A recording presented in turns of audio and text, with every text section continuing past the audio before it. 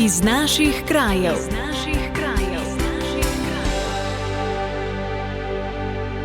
Spoštovane poslušalke, cenjeni poslušalci, lepo pozdravljeni.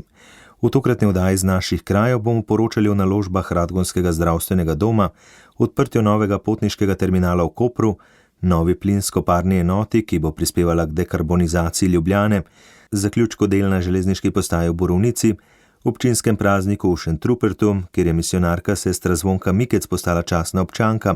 Slišali pa boste tudi o Prešernovem poletju v Kranju. Vabljeni k poslušanju.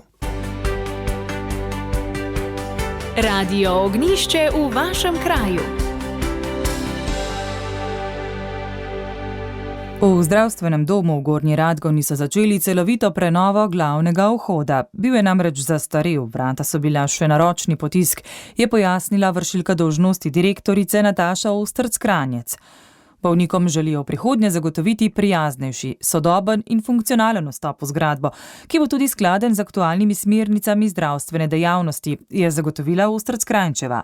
Prenovljena vhodna avla bo tako opremljena z avtomatskimi vrati za zmanjšanje fizičnega stika. Omogočala pa bo tudi centralizirano točko za naročanje, pridobivanje izvidov in informiranje bolnikov. Do jeseni, ko bodo dela predvidoma končana, je v zdravstveni dom mogoče vstopiti skozi nadomestne vhode. V novi zgradbi imamo en vhod, potem imamo tudi vhod spodaj za invalide, ker z dvigalom lahko do gor pridejo preko reševalne. Tisti vhod je že nekaj časa, kak je nova zgradba narejena. Imamo pa tudi vhod z zadnje strani, kak je lekarna Springer, in tam je tudi dežurna ambulanta zdaj. Ja, smo preselili v bistvu dežurno ambulanto. Je pojasnila Ostrc-Kranjčeva. Zdravstveni dom bo za prenovo glavnega vhoda iz lastnih sredstev odštel 92.000 evrov. A to ni edina večja naložba zavoda v tem trenutku. Prostori stare reševalne službe se zdaj dela v bistvu čist na novo laboratorijo. To se je pa začelo v začetku leta, predvideni konec je konec leta letošnjega. To sofinanciramo z občinami oziroma celo prek razpisa Ministrstva za zdravje, ker vsaka občina ima en delež tam lahko, ki ga uporabi za določene investicije v zdravstvu, tako so se občine z tistega potem potegnile sredstva. Laboratorij pa je 600 pa nekaj tisoč. Celotno investicijo vodi občina Gornja Radgona, ona je nosilka. Je povedala Ostrc-Kranjčeva. Zdravstveni dom, ki ga vodi kot vršilka dolžnosti, se še naprej sooča s pomanjkanjem zdravnikov, predvsem družinskih. Nujno bi potrebovali vsaj še enega, je opozorila. Razpise objavljajo neprekinjeno, vendar prijav ni. Prispevek sem pripravila Helena Križnik. Radio Ognjišče v vašem kraju. V Luki Koper so odprli nov potniški terminal, s katerim so obeležili 20. obletnico prihoda prve potniške ladje v Koper. Trajnostno zasnovan objekt, skozi katerega bodo v Koper stopali turisti iz potniških ladij, ponuja prostore za carino, policijo in turistično-informacijski center, obenem pa še konferenčno dvorano in kavarno. Gre za pomembno naložbo, 3,3 milijona evrov, ki bo okrepila tako gospodarsko kot tudi turistično vlogo našega pristanišča. Koper namreč ni le močno in sodobno tovorno pristanišče, temveč se v zadnjih 2 desetletjih vse bolj uveljavlja tudi kot pomembno pristanišče za potniške ladje in pridobiva ugled privlačne destinacije na zemljevidu sredozemskih križarjenj. Ena ključnih prednosti je prav lega potniškega terminala tik ob mestnem jedru, ki omogoča potnikom hiter in enostaven dostop do lokalne kulture ter prispeva k živahnemu utripu mesta ob vsakem prihodu križar. Je dejala ministrica za infrastrukturo Alenka Bratušek. Dodala je, da nova stavba ne predstavlja zgolj nove infrastrukturne pridobitve, temveč je pomemben mejnik pri uresničevanju ciljev zapisanih v strategiji razvoja prometa do leta 2030.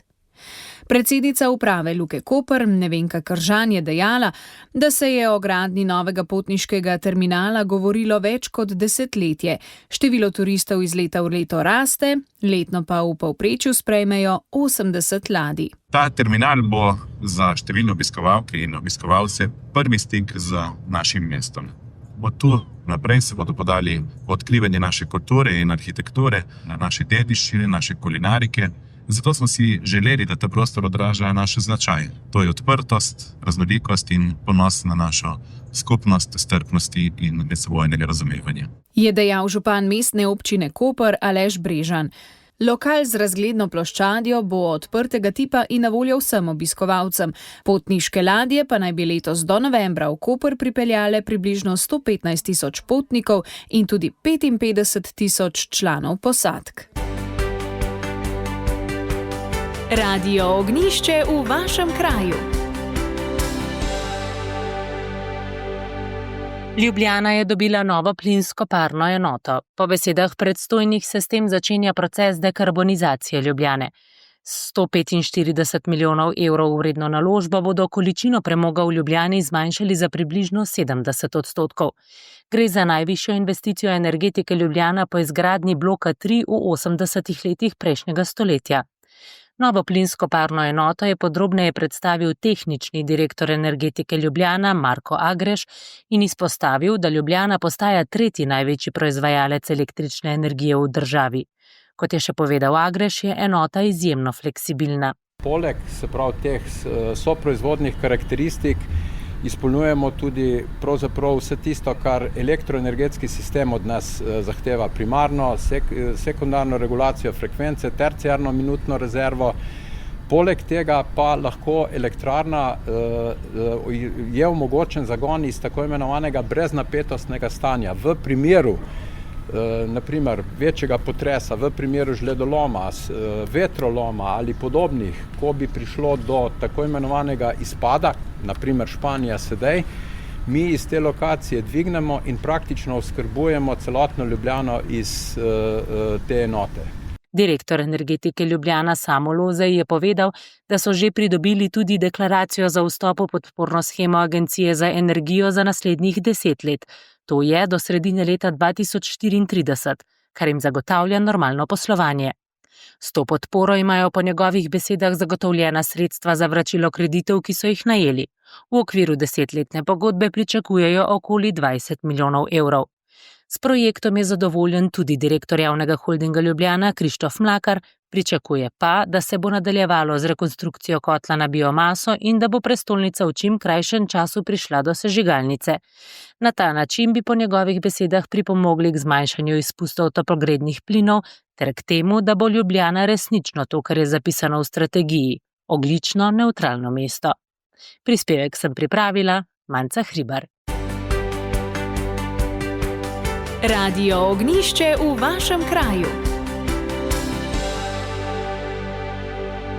V Borovnici je bila v torek 3. junija slovesnost ob zaključku nadgradnje železniške postaje Borovnica in dela odseka med Brezovico in Borovnico. Vrednost projekta znaša slabih 112 milijonov evrov, od tega je Evropska unija iz načrta za okrevanje in odpornost prispevala 44,5 milijona evrov.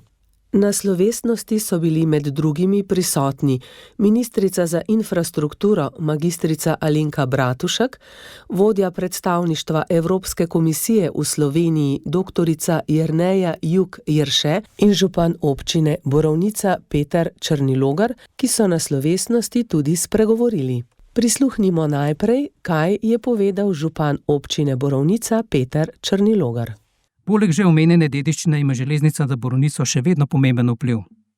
Prebivalci naše občine se prednosti železnice zaradi dobrih povezav z Ljubljano, kamor se številni vozijo na delo ali izobraževanje, dobro zavedamo. Že dolgo in uspešno ohranjamo visok delež prebivalcev, ki za prevoze na delo in šolo uporablja vlake. Ti so v zadnjih letih postali bolj udobni in bolj prijazni tudi za potnike s posebnimi potrebami. Prenova proge med Ljubljano in Borovnico obeta tudi krajše potovalne čase, potem ko bo v Ljubljani dokončana nova železniška postaja. Do takrat pa bo potrebno, tako kot zadnjih nekaj letih, malo potrpeti zaradi zamud in nadomestnih prevozov z avtobusi. Vkolikor bo prišlo do rekonstrukcije proge med železniškima postajama Borovnica in Logatec, za katero je pripravil državni prostorski načrt, bo gradnja železniške proge po letih 1850 in 1857 ter 1946 in 1948 že tretjič radikalno posegla v Borovniško dolino in življenje njenih prebivalcev. Z vidika rabe prostora in podobe krajine je vsak poseg bolj obremenjujoč. Te obremenitve bodo za krajane vzdržne le ob predhodni temeljiti rekonstrukciji cestne povezave do Vrhnike ter izgradnji gradbenih cest, ki bodo po zaključku gradnje služile kot obvozne ceste in razbremenile sedaj prometno preobremenjeno starovaško jedro Borovnice, ki je v celoti zaščiteno kot naselbinska dediščina. Posodobitev železniške infrastrukture, kot tudi rekonstrukcija proge od Borovnice in borovniške železniške postaje, je terminsko sovpadala z rekonstrukcijo regionalne ceste Vrhnika-Borovnica-Podpeč.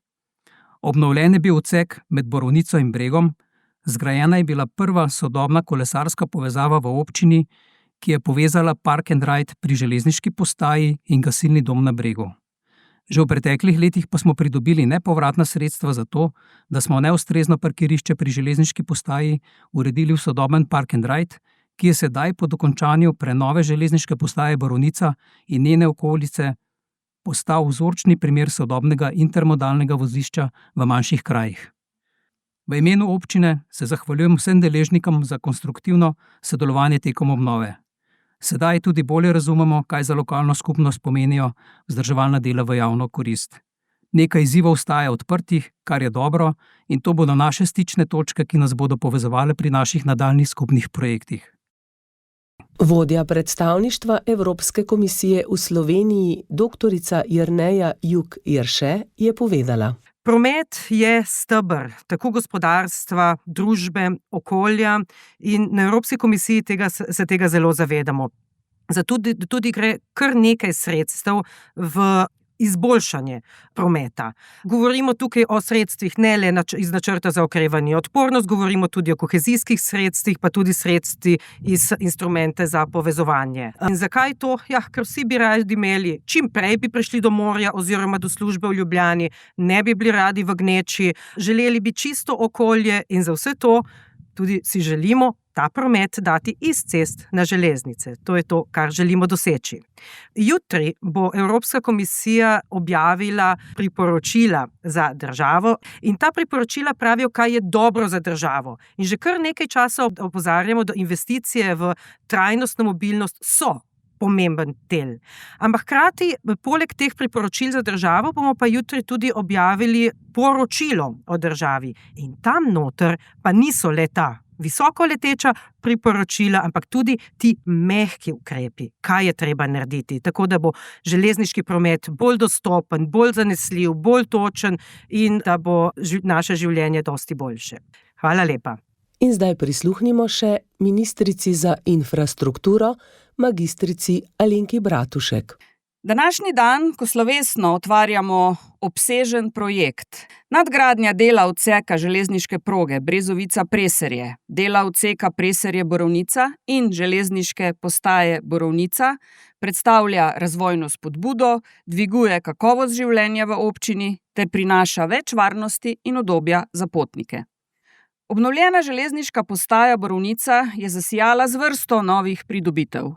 Nov bočni peron dolžine 160 metrov, nov otočni peron dolžine 240 metrov z nadstrešnicami in pripadajočo opremo, nov podhod dolžine dobrih 24 metrov z 2 dvigaloma in stopniščem, ki zdaj omogočajo varen in lažji dostop do peronov za vse potnike, še posebej za osebe z omejeno mobilnostjo.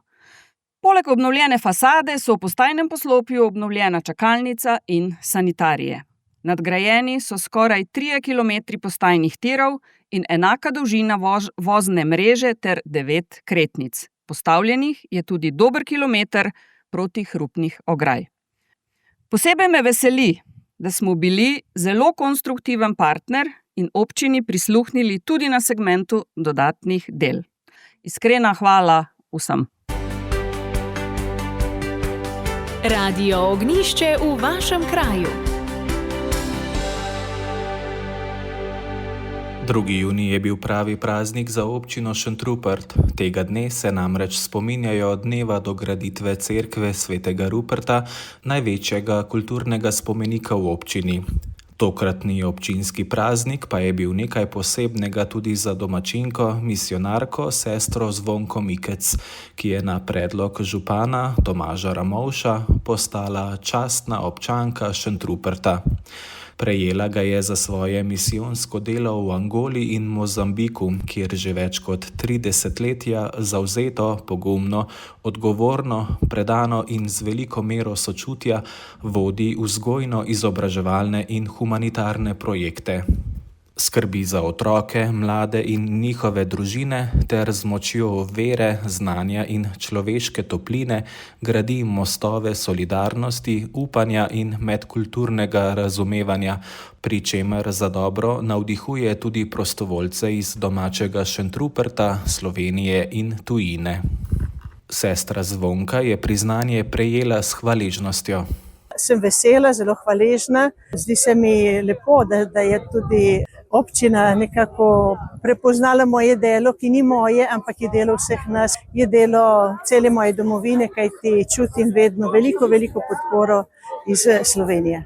Župan Tomaž Ramovš je na slavnostnem dogodku v čudoviti deželi Kozolcev čestital novi častni občanki. V občinskem prazniku pa z velikim spoštovanjem čestitam naši novi častni občanki, ki svojim misijonarskim delom v svetu predstavlja našo občino kot skupnost odprtih, srčnih ljudi. V nagovoru je še spomnil. 2 leti mandata niso bile lahke. Srečevali smo se s številnimi dolgovi, pritiski preteklosti in negotovostjo, a se nismo ustrašili. Z odgovornim gospodarnim ravnanjem smo uspeli odplačati velik del dolgov. Letos pa lahko znatna sredstva znova namenjamo razvoju, samo za ceste več kot 1 milijon evrov. Hvaležen sem občanom in občankam za potrpežljivost in razumevanje. Slavnostni gost na prireditvi je bil notranji minister Boštjan Poklukar. Kulturni program sta sooblikovala Mladinski župnijski pevski zbor pod vodstvom Anite Grm in Gregor Ravnik ob spremljavi kitarista Marka Hrvatina. Svojo podporo sestri Mikec je prišel izraziti tudi domačin, salezjanec in lanski novomašnik Gregor Markelc. Za misijon sestre Zvonke Mikec v Angoli smo letos zbirali tudi na letošnji pustni sobotni Iskrici. Sredstva bodo namenjena za gradnjo vrtca in doma za dekleta v kraju Huambo v Angoli. Prispevek sem pripravil Rok Mihevc. Radio Ognjišče v vašem kraju. Letošnje Prešerno poletje v Kranju bo do 13. septembra ponudilo 8 festivalov in več kot 200 različnih dogodkov. Tudi letos po tem času ogromno glasbenih, kulturnih, potem kulinaričnih, tudi športnih dogodkov. Pravi Klemen Malovrh, direktor Zavoda za turizem in kulturo Kranj, ki soorganizira, koordinira in promovira kranjsko poletno dogajanje. Mislim, da bomo zadostili vsem generacijam. Tudi se mi zdi, da bo prišlo poleg domačinov ogromno ljudi, tudi iz ostalih koncev Slovenije, ter seveda tudi iz tujine. Dogodki so tako zelo pomembni tudi za ustvarjanje turističnih nočitev v Kranju. Kupcem vstopnic za dogodke pa zavod ponuja popuste pri ogledu kranjskih znamenitosti. Malovrh je zadovoljen, da se število dogodkov in organizatorjev iz leta v leto povečuje. Predvidenih imamo več kot 200 dogodkov v mestnem jedru, ki jih organizira približno 32 organizatorjev.